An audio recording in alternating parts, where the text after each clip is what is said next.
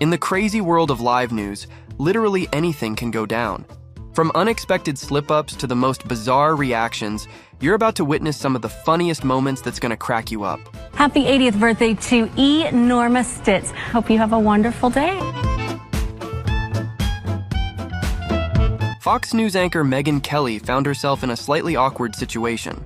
While introducing guest Mike Huckabee, she briefly transformed into one of his middle school bullies. Joining me now, former Arkansas Governor Mike Huckabee, who's the host of Huckabee, right here on the Fox News Channel. He's also a former... Holly Willoughby, the beautiful blonde, was hosting her regular cooking segment on a Monday morning. Everything was going smoothly until she was invited to taste the dish. I can't do it, I can't. At first, Holly seemed a little unsure, but she eventually gave in and took a bite. And the reaction that came from her is something you definitely would want to hear in real life. Once it's in, I love it. But nice, see? Hey, welcome back. Next, we have a moment from NBC Miami that reminds us live TV isn't just about what you say, but sometimes about what you can't control. Good deal. A romantic night in a Wienermobile. What? Sorry. Right. Sorry. No matter how many times a news anchor has been on TV, there are still moments when they struggle to maintain their composure. And that's exactly what happened to Australia's Today Show anchor Carl Stefanovic when his co-host made a hilarious comment about a video of cats playing in pants. Pussy, get out of my pants! Are you okay? Meteorologist Jordan Witzel is ready to suggest the day's activity and get everyone hyped about living a healthy life. But what happens next is not normal confusion. Your participation activity today is swinging. It was acceptable back when Hal and Joanne were kind of the face of participation. In the 60s and 70s, swinging was known as swapping spouses in the bedroom for the evening. Jordan links playground swinging with a completely different adult-themed slang. And as soon as our weatherman realizes his mistake, his body language turns into Jim Carrey. Oh, swinging at a playground. So, either way, you get your activity in for the day, I guess. Sorry. Moving on, we encounter a moment that proves how a simple comment can take a wild turn. This time, we're tuning into a segment where Lisa Wilkinson makes an offhand remark about the size of a plane. However, the context in which it lands gives us an unscripted comedy gold. Always loved planes. It's a fantastic, exciting morning to be in front of one. It is, and you got a big one too. The whole situation just sets the perfect stage for a good laugh. And you got a big one too. What was that? It's a huge plane. It was massive. Well, First of all, I'm not making toad in a hole. This is sausage in a hole. During a cooking segment on This Morning Show, hosts Holly Willoughby and Philip Schofield were left in stitches due to celebrity chef Gino D'Acampo's funny description of his dish. Gino's absurd remarks combined with his comedic timing was too much for the anchors. It's thicker, it's tastier, and it's got fennel. Sometimes the funniest stuff on live TV comes from the tiniest screw-ups. Well, that's exactly what went down with Eric Phillips. Dude was trying to give a heads up to the folks watching about these messed up rice cookers, but he ended up dropping a line that would make Ron Burgundy crack up. Check your panties. About 170, I think that was supposed to be pantries. An Australian television presenter experienced a moment of embarrassment when her inquiry provoked laughter from her news team. So did you swallow? Did you? Lisa questioned her colleague Sylvia about her involvement in the Bear Grylls Survival Academy Challenge, where she was caught biting a worm. But she seemed unaware of her double-meaning question and continued adding more fun. So did you swallow? I'm impressed that you swallowed. I really am.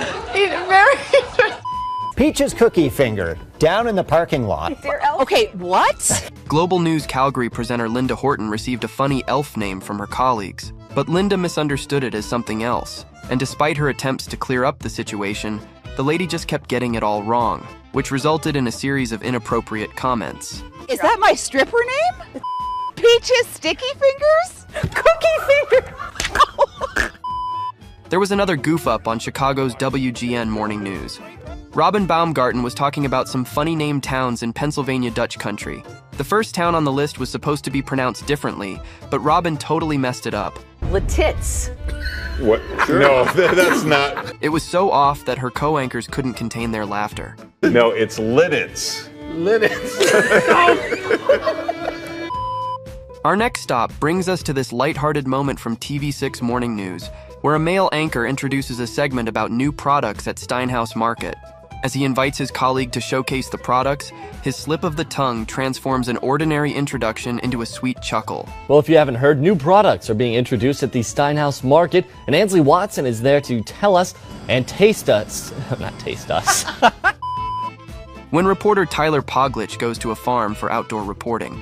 The segment begins with Tyler showcasing a local honey business, but ends with a hilarious twist. Find attached to this story on our website. Reporting with the bees, I'm Tyler Poglich, First Alert News.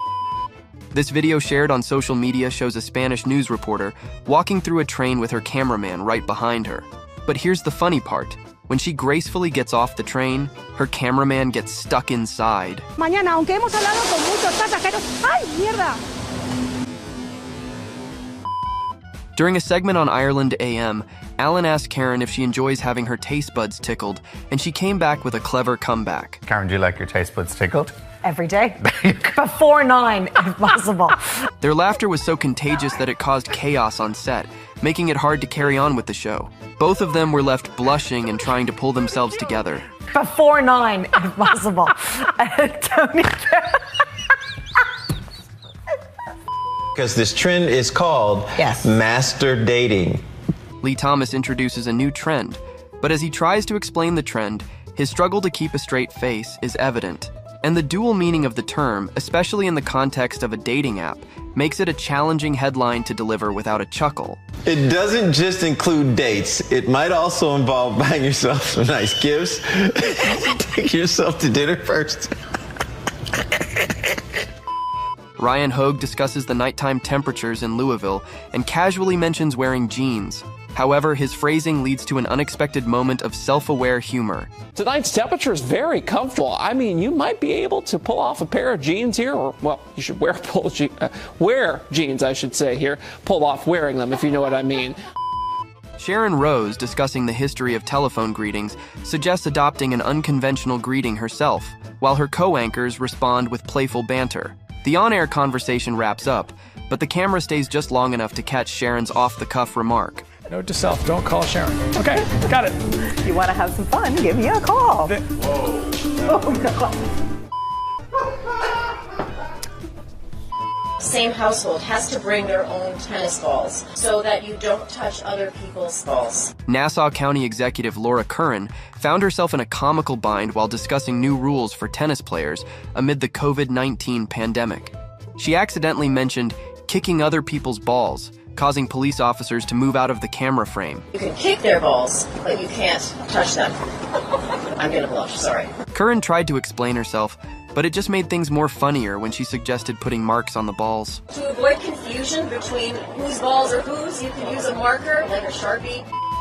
The news these days is all doom and gloom, but these TV anchors in Tulsa, Oklahoma, defy this condition. Those little guys are cute and cuddly looking. The beavers I've seen are bigger. The catalyst for this unexpected turn of events was a discussion centered around beavers, which triggered an uncontrollable fit of laughter among the hosts. And they don't look as friendly, so I don't know, maybe I've seen my beavers in the wrong place. We're taking a step back in time to a moment that has become iconic in live TV. It's 2006, YouTube is still in its developing stage, and on News 4 Washington, D.C., anchors Jim Vance and George Michael are about to witness something they'll never forget. Come on, we want to apologize. Hold on.